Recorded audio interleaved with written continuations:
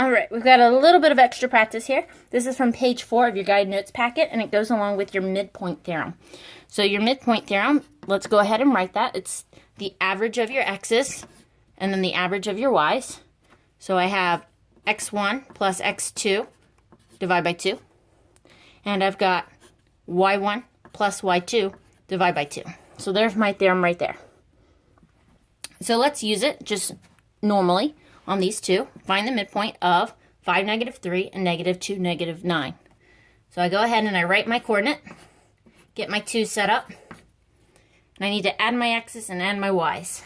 So I've got 5 plus -2, and I've got -3 plus -9. So I'm getting 3 over 2 and 6. Whoops, sorry, I didn't see my negative there. That's -12 over 2. We've got to take this a little bit further. 3/2 is really 1.5. And -12 divided by 2 is -6. So that would be the coordinate of my midpoint right there, x, y. Now I want to do an extension of this midpoint theorem.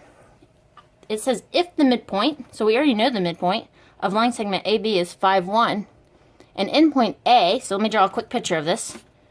We already know where A is. It's at 2, 5. We already know where the midpoint is.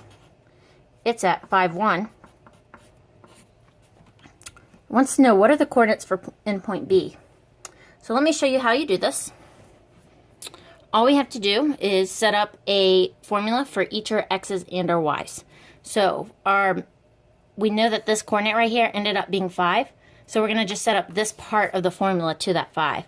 So it's going to be x1 plus x2 divided by 2 equals 5. And we know what the y already equals. It equals 1. So we're going to say that is y1 plus y2 divided by 2 equals 1. So the next part of this is that we're going to have to plug in what we know right here for that 1 point right there.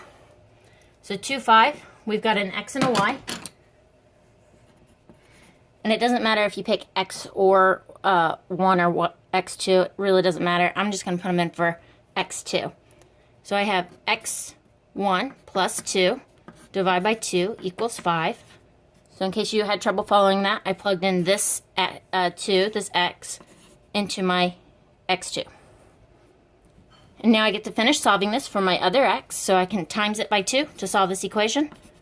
I get x1 plus 2 equals 10. And then we're almost done on just the x1, so my x1 ended up being, you subtracted your 2 real quick, and you got 8. So I found that the side over here starts at 8. And all we need is the y part.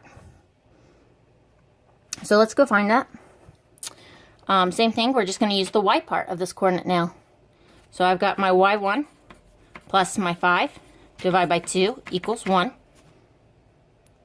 So I'm going to multiply by 2, and I'm going to bring it down here to do that. So I'm multiplying both sides by 2. So I've got y1 plus 5 equals 2. And then I get to subtract my 5, and y1 equals -3. So my picture is not very accurate, but I got the point across. I think my slope was actually going down like that. So the extra point there is 8, -3. That is the endpoint B.